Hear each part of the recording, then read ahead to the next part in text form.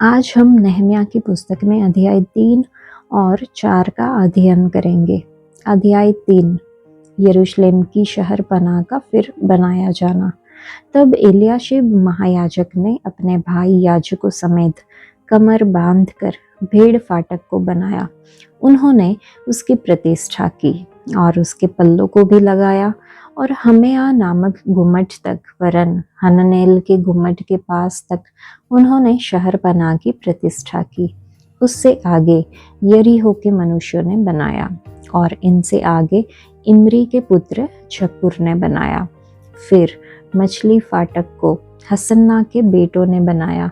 उन्होंने उसकी कड़ियां लगाई और उसके पल्ले, ताले और बेंडे लगाए।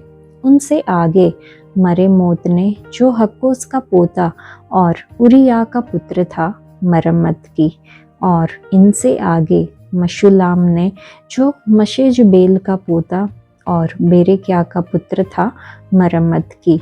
इससे आगे बाना के पुत्र सादोक ने मरम्मत की। इनसे आगे तकोइयों ने मरम्मत की, परंतु उनके रईसों ने अपने प्रभु की सेवा का जुआ अपनी गर्दन पर न लिया। फिर पुराने फाटक की मरम्मत पासेह के पुत्र योयादा और बसोदयाह के पुत्र मशुल्लाम ने की।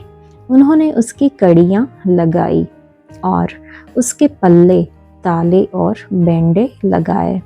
और उनसे आगे गिबोनी मलत्या और मेरोनोती यादोन ने और गिबोन और मिस्पा के मनुष्यों ने महानद के पार के अधिपति के सिंहासन की ओर से मरम्मत की। उनसे आगे हरहया के पुत्र उज्जीएल ने और अन्य सुनारों ने मरम्मत की। इससे आगे हनन्याह ने, जो गंधियों के समाज का था, मरम्मत की और उन्होंने चौड़ी शहरपनाह तक यरूशलेम को दृढ़ किया।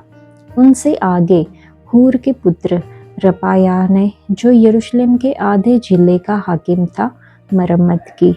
और उनसे आगे हरुमप के पुत्र यदायाह ने अपने ही घर के सामने मरम्मत की। और इससे आगे हशबनयाह के पुत्र हतूश ने मरम्मत की। हारिम के पुत्र मल्किया और पहतमोआब के पुत्र हशुब ने एक और भाग की और भट्टी के गुम्मट की मरम्मत की।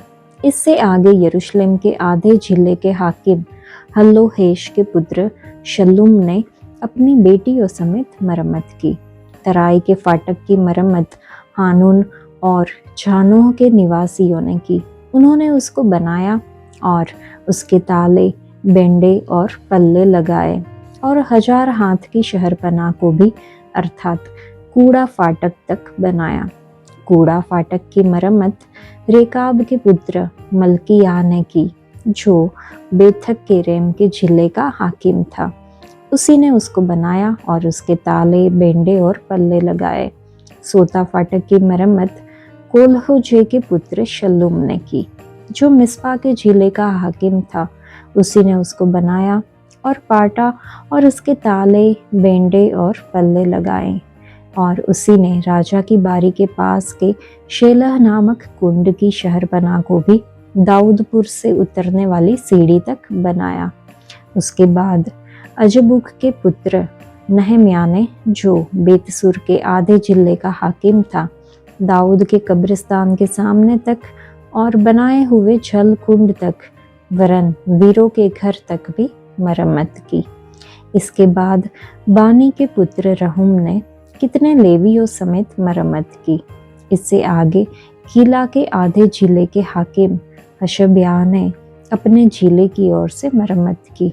उसके बाद उनके भाइयों समेत कीला के आधे जिले के हाकिम हेनादाद के पुत्र बव्वे ने मरम्मत की। उससे आगे एक और भाग की मरम्मत, जो शहरपनाह के मोड़ के पास शस्त्रों के घर की चढ़ाई के सामने है, यीशुआ के पुत्र एजेर ने की, जो मिस्पा का हाकिम था। फिर एक और भाग की, अर्थात उसी मोड़ से लेकर एलियाशिब महायाजक के घर के द्वार तक की मरम्मत चब्बे के पुत्र बारूक ने तन मन से की। इसके बाद एक और भाग की, अर्थात एलियाशिब के घर के द्वार से लेकर उसी घर के सिरे तक की मरम्मत मरेमोत ने की, जो हक्कोस का पोता और उरिया का पुत्र था। उसके बाद उन याजकों ने मरम्मत की जो तराई के मनुष्य थे। उनके बाद बिन्यामीन और हशूब ने अपने घर के सामने मरम्मत की, और इनके पीछे अजर्या ने, जो मासेया का पुत्र और अनन्या का पोता था, अपने घर के पास मरम्मत की। तब एक और भाग की, अर्थात अजर्या के घर से लेकर शहरपनाह के मोड़ तक, वरन उसके कोने तक की मरम्मत हेनादाद के पुत्र बिन्नुई ने की। फिर उसी मोड़ के सामने, जो ऊंचा गुम्मट राजभवन से बाहर निकला हुआ बंदी गृह के आंगन के पास है, उसके सामने उजे के पुत्र पालाल ने मरम्मत की। इसके बाद परोश के पुत्र पदाया ने मरम्मत की। न 3 लोग जो ओपेल में पूरब की ओर जल फाटक के सामने तक और बाहर निकले हुए गुम्मट तक रहते थे। पदाया के बाद तकोइयों ने एक और भाग की मरम्मत की, जो बाहर निकले हुए बड़े गुम्मट के सामने और ओपेल की शहरपनाह तक है। फिर घोड़ा फाटक के ऊपर याजकों ने अपने अपने घर के सामने मरम्मत की। इनके बाद इमेर के पुत्र सादोक ने अपने घर के सामने मरम्मत की, और तब पूर्वी फाटक के रखवाले शकन्या के पुत्र शमाया ने मरम्मत की। इसके बाद शेलेम्या के पुत्र हनन्या और सालाप के 6वें पुत्र हानून ने एक और भाग की मरम्मत की। तब बेरेक्या के पुत्र मशुल्लाम ने अपनी कोठरी के सामने मरम्मत की। उसके बाद मल्किया ने, जो सुनार था, नतीनों और व्यापारियों के स्थान तक ठहराए हुए स्थान के फाटक के सामने और कोने के कोठे तक मरम्मत की, और कोने वाले कोठे से लेकर भेड़ फाटक तक सुनारों और व्यापारियों ने मरम्मत की। इस अध्याय में हम पुनर्स्थापना में सामूहिक प्रयास को देखते हैं। नहमिया लोगों को दीवार के विशिष्ट खंडों के पुनर्निर्माण के लिए कार्य समूहों में संगठित करता है। याजकों से लेकर व्यापारियों तक हर कोई एक भूमिका निभाता है, एकता और सहयोग का प्रदर्शन करता है। यह अध्याय एक सामान्य लक्ष्य को प्राप्त करने में समुदाय के महत्व पर प्रकाश डालता है। प्रत्येक व्यक्ति का योगदान, चाहे कितना भी छोटा क्यों न हो, परियोजना की समग्र सफलता के लिए महत्वपूर्ण है। यरूशलेम के पुनर्निर्माण में सामूहिक प्रयास समुदाय में पाई जाने वाली ताकत को दर्शाता है। एक साथ मिलकर हम मसीह के देह को दर्शाते हुए अकेले की तुलना में बहुत अधिक हासिल कर सकते हैं। दीवार के पुनर्निर्माण में प्रत्येक कार्यकर्ता की भागीदारी यह दर्शाती है कि परमेश्वर की सेवकाई में सभी की भूमिका है। उसके राज्य को आगे बढ़ाने में सेवा का कोई भी कार्य छोटा नहीं है। यह अध्याय एक शक्तिशाली अनुस्मारक के रूप में कार्य करता है कि जब परमेश्वर के लोग एकता और आज्ञा पालन में काम करते हैं तो महान कार्य पूरे किए जा सकते हैं। यह हमें सिखाता है कि परमेश्वर के राज्य में हर किसी को अपनी भूमिका निभानी है, और हर भूमिका, चाहे वह कितनी भी छोटी क्यों ना हो, समग्र मिशन के लिए महत्वपूर्ण है।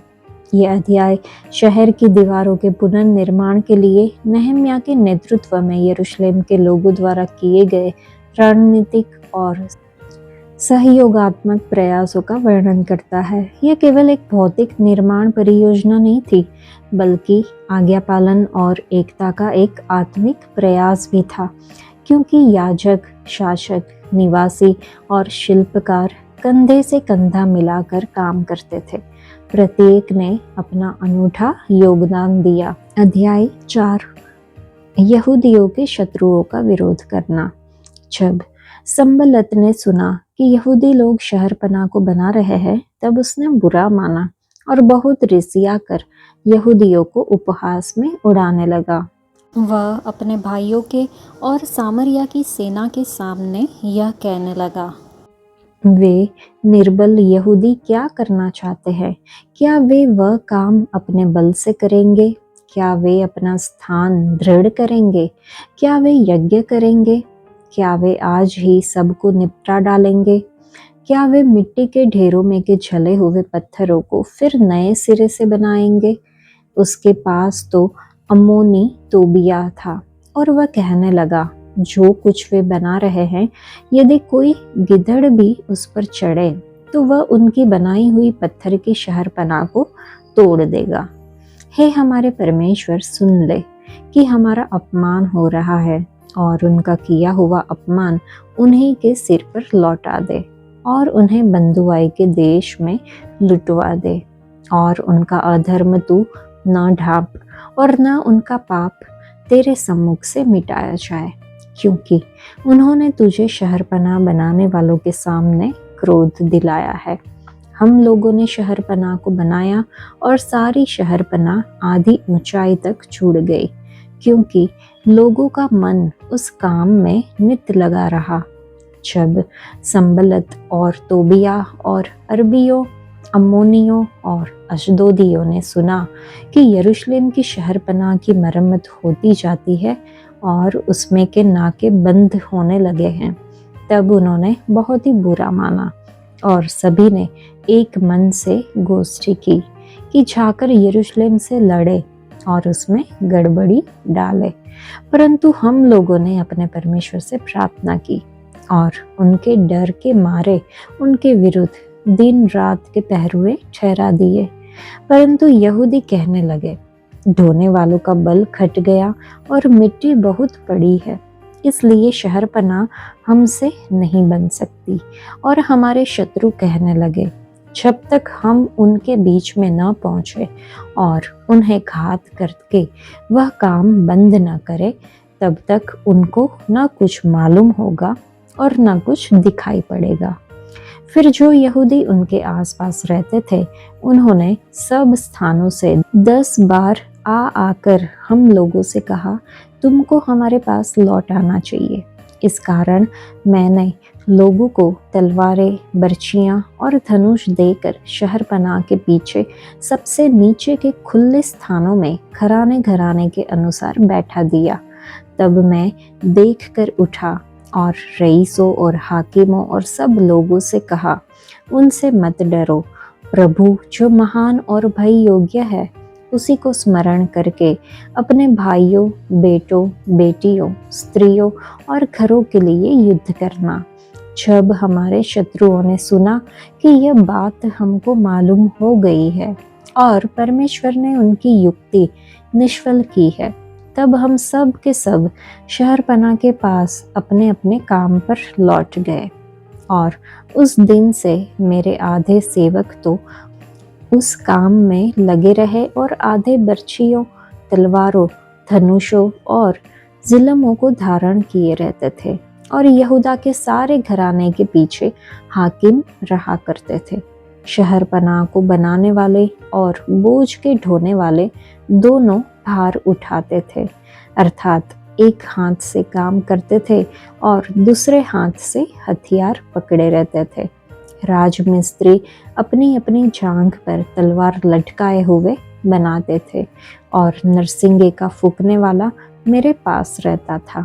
इसलिए मैंने रईसों, हाकिमों और सब लोगों से कहा, काम तो बड़ा और फैला हुआ है और हम लोग शहरपनाह पर अलग अलग एक दूसरे से दूर रहते हैं। इसलिए जहाँ से नरसिंगा तुम्हें सुनाई दे, उधर ही हमारे पास इकट्ठे हो जाना। हमारा परमेश्वर हमारी ओर से लड़ेगा। अतः हम काम में लगे रहे और उनमें आधे पो फटने से तारों के निकलने तक बर्छियां लिए रहते थे।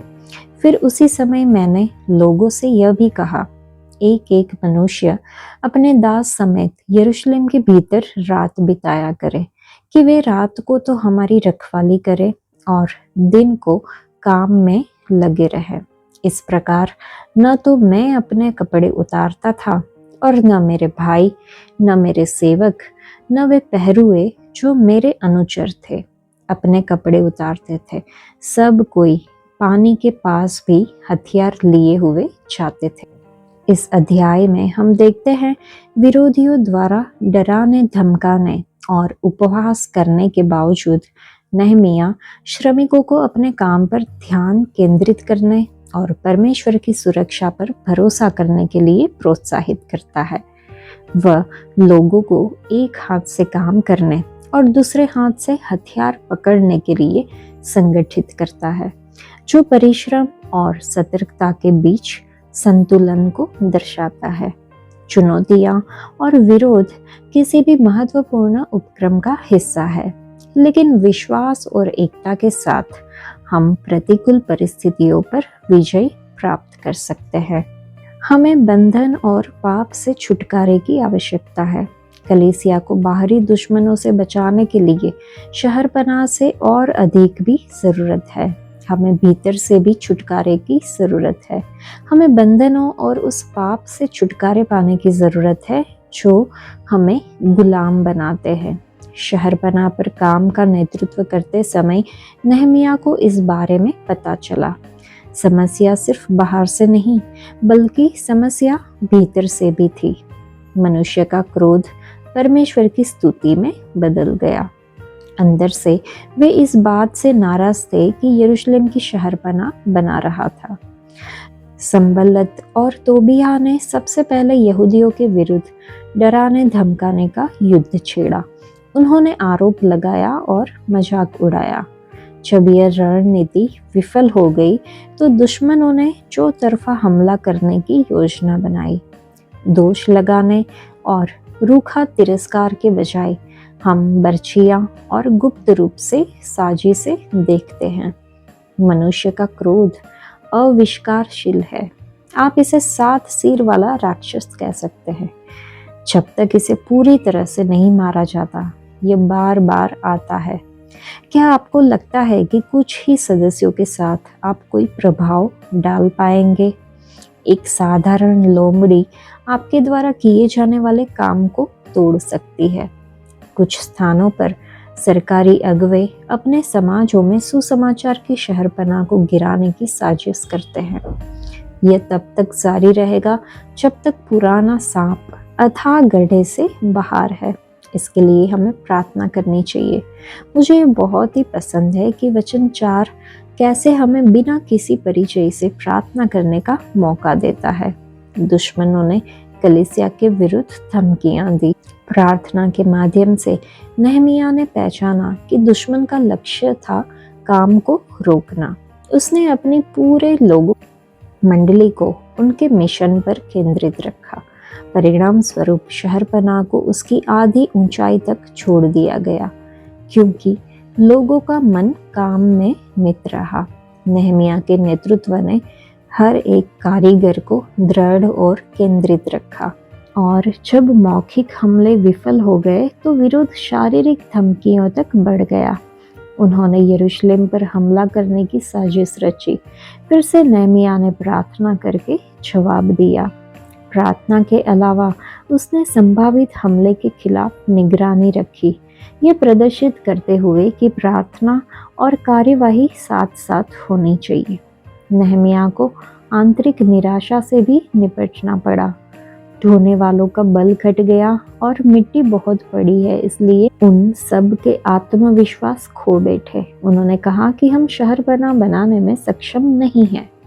मामले को बदतर बनाने के लिए उन्हें दुश्मन के अचानक हमले का खतरा भी था। जब तक हम उनके बीच में न आए और उन्हें मार न डालें और काम बंद न कर दे, तब तक वे न तो कुछ जानेंगे और न ही कुछ देखेंगे, ऐसा वचन में लिखा है। नहमिया ने संवेदनशीलता के साथ जवाब दिया।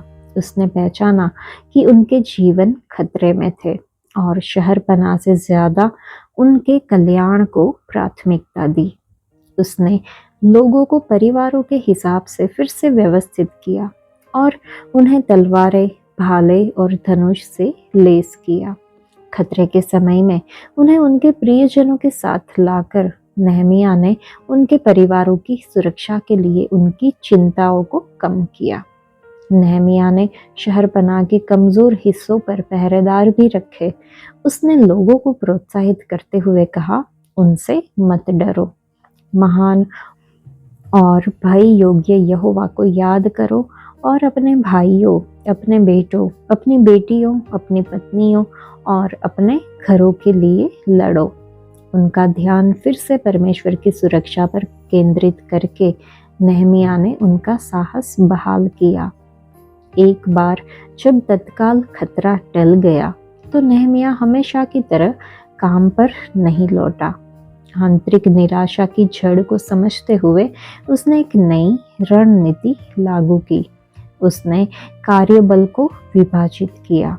आधे निर्माण पर काम करते थे जबकि दूसरे आधे पहरे पर रहते थे। निर्माण कार्यबल में आधे लोगों की कटौती करके नेहमिया ने दिखाया कि लोगों की सुरक्षा काम की गति से अधिक महत्वपूर्ण थी। जैसा कि हम दूसरे अध्याय में देखते हैं, उसकी प्राथमिक चिंता लोगों के कल्याण की तलाश करना थी। नेहमिया इस बात का उदाहरण है कि प्रभावी अगुवे के लिए बाहरी विरोध और आंतरिक चुनौतियों से समझदारी से निपटना आवश्यक है। एक परमेश्वरीय अगुवा प्रार्थना को व्यावहारिक कार्रवाई के साथ जोड़ता है, जबकि हमेशा किए जाने वाले काम से पहले लोगों के कल्याण को प्राथमिकता देता है। आज के लिए इतना ही। परमेश्वर आप सबको आशीष दे। धन्यवाद।